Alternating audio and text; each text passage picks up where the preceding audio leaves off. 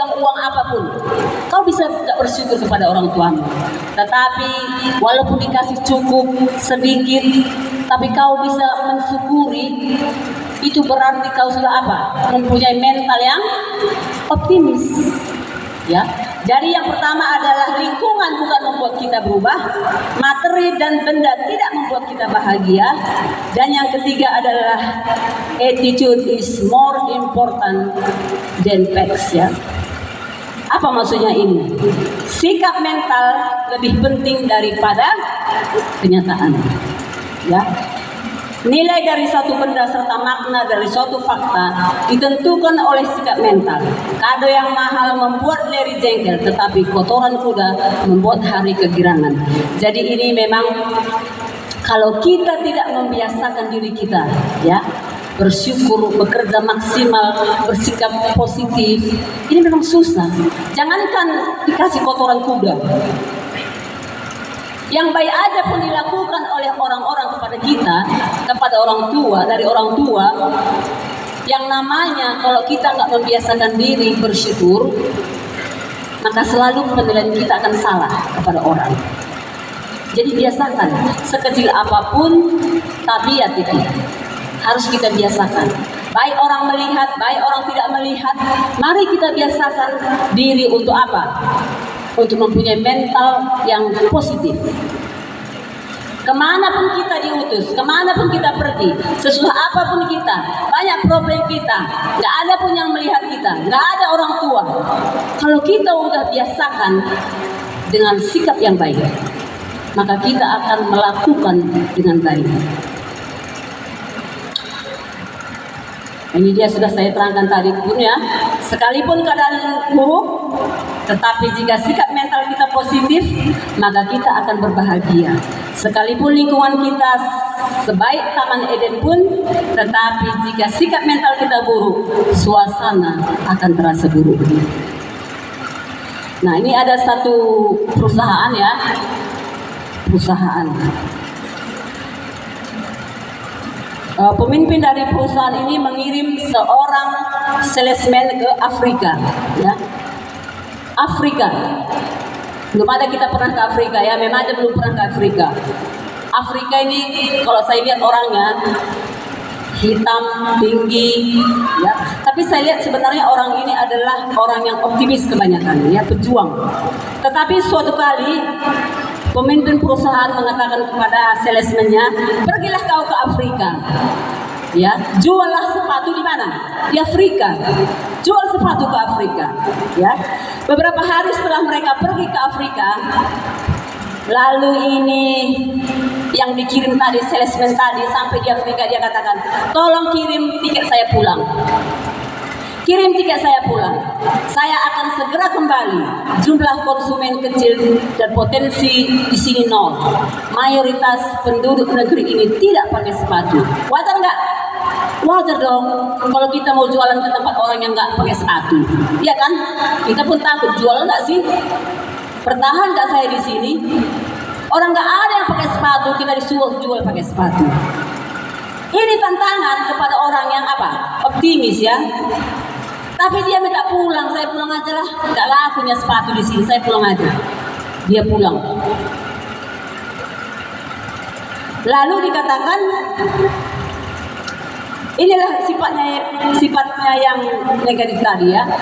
Dia pikir, pemikirannya adalah orang desa tidak pakai alas kaki, orang kota hanya pakai sandal. Hanya orang kota yang pakai sandal. Jumlah pemakai sepatu sedikit, berarti potensi pasar itu rendah. Ngapain saya di sini? Pasti nggak laku. Itulah pemikirannya, makanya dia apa? Pulang. Inilah sifat daripada siapa tadi? Si Larry.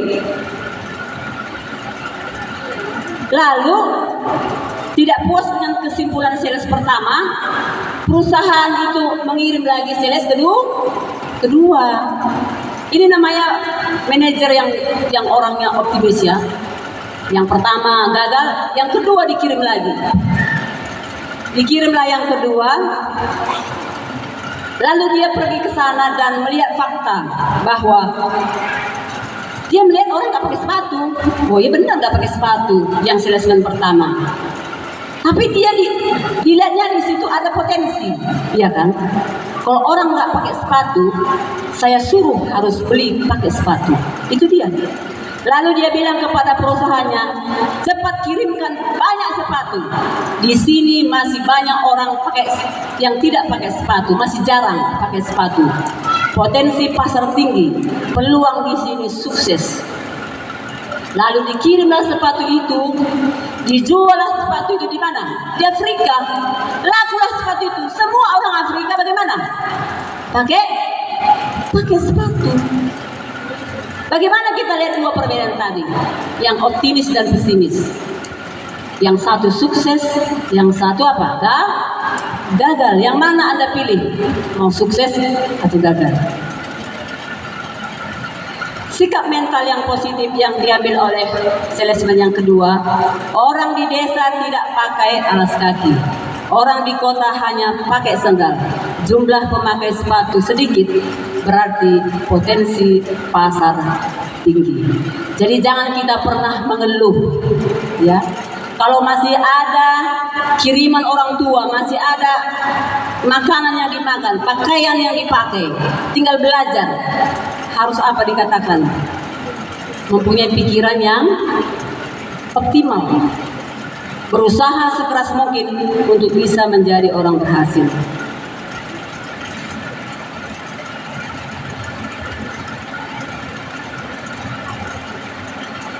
Di sini ada Dr. Carl Menninger, ya. Attitude are more important than facts. Sikap lebih penting daripada fakta.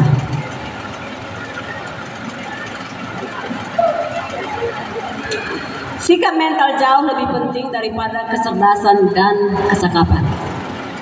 Saya nggak terlalu setuju kalau dibilang kepintaran nggak penting. Saya sangat setuju orang pintar. Saya senang bergaul sama orang pintar.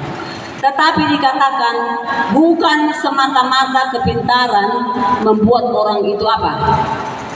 Sukses di masa depan. Sikap mental jauh lebih penting daripada kecerdasan dan kecakapan. Orang pintar tapi sikapnya negatif. Tidak jarang orang seperti ini punya prestasi yang minimal. Di lain pihak, banyak orang yang kepintarannya biasa-biasa saja, namun sikap mentalnya sangat positif sehingga pencapaiannya luar biasa.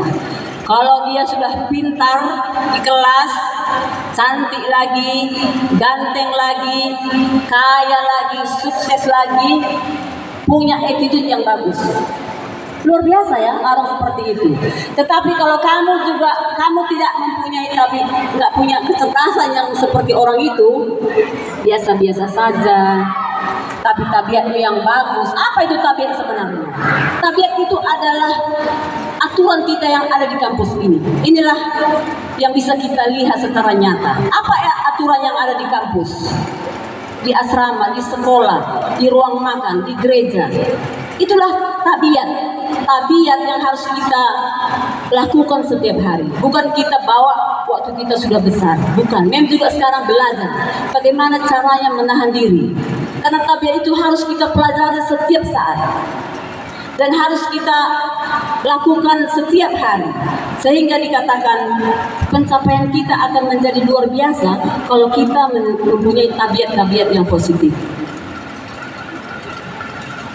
Di dalam bilangan 13 ayat 14 mencatat satu kisah klasik yang menyimpulkan bagaimana sikap mental orang mempengaruhi pencapaian dan prestasi umur.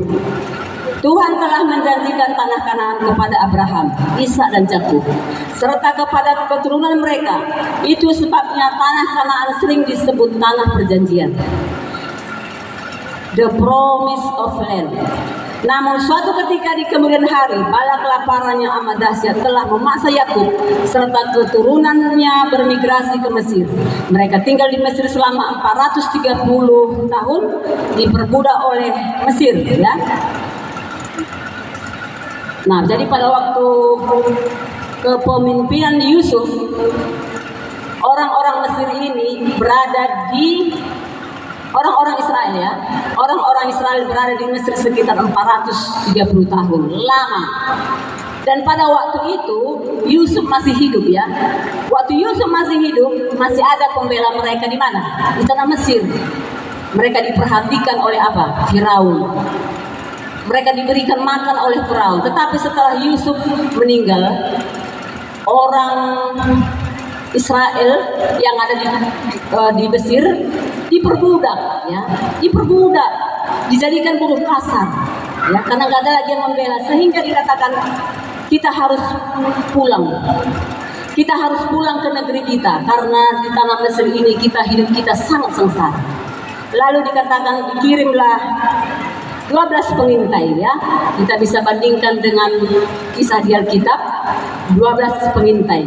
Tuhan berfirman kepada Musa, suruhlah beberapa orang mengintai tanah Kanaan yang akan kuberikan kepada orang Israel. Jadi sebelum mereka mau ke tanah Kanaan, ke tanah perjanjian, mereka harus melihat dulu bagaimana tanah Kanaan itu.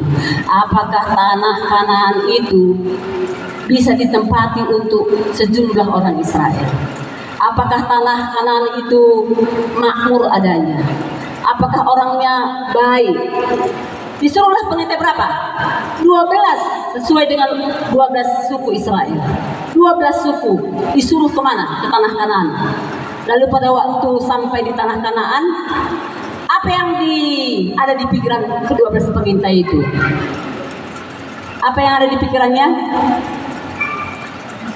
Nah, inilah ke-12 pengintai itu, ya, dari 12 suku sampai ke tanah, maaf ya,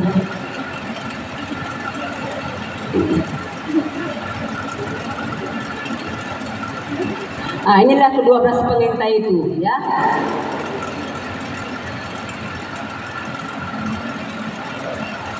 Tapi mereka melihat,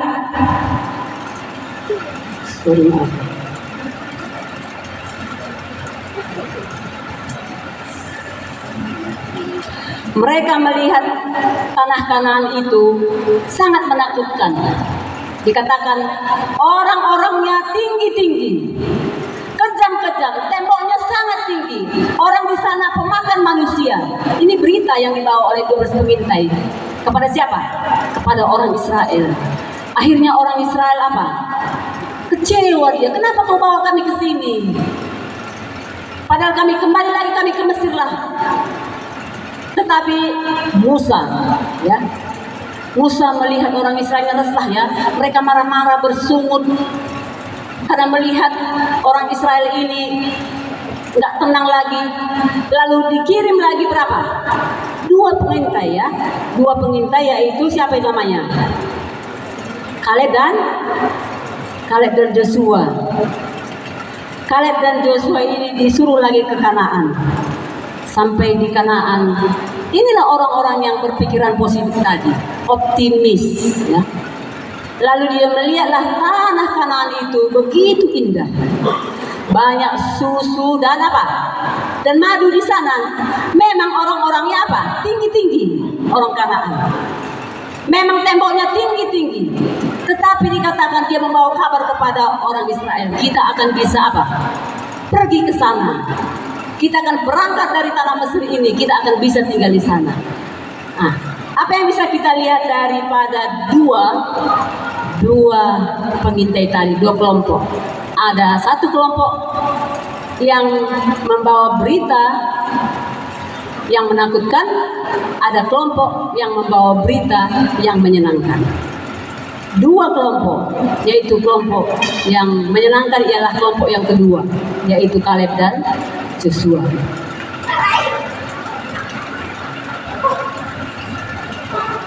Nah, bagaimana mereka ini bersikap optimis, ya. 12 pengintai tadi bersikap pesimis.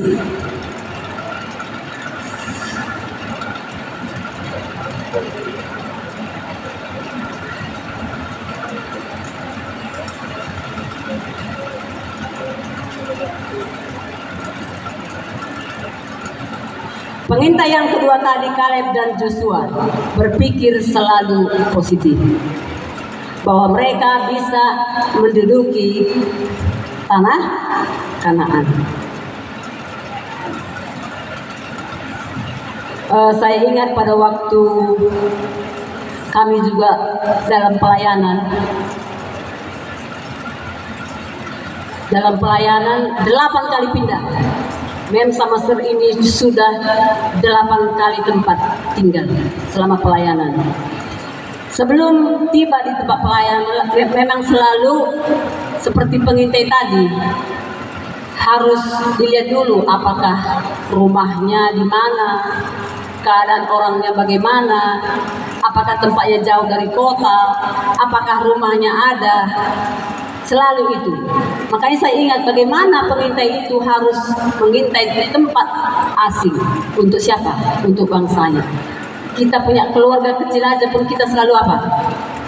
Selalu lihat dulu, ditinjau dulu. Oh, pindah kemana Pak Pendeta tahun ini? Oh, pindah ke sini kami melayani. Dilihat dulu di sana. Nah, kalau kita udah lihat di sana, barulah kita bawa apa? Bawa anak, bawa istri, bawa semua barang, baru bisa berangkat. Tapi kita selalu bagaimana? Bersikap apa? Positif, optimis. Kemanapun disuruh Tuhan, ya. Selalu kita apa? Bersikap positif. Ya. Kalau kita bersikap positif, dikatakan maka kebahagiaan itu akan datang. Saya ada masalah PowerPoint-nya nggak bisa maju.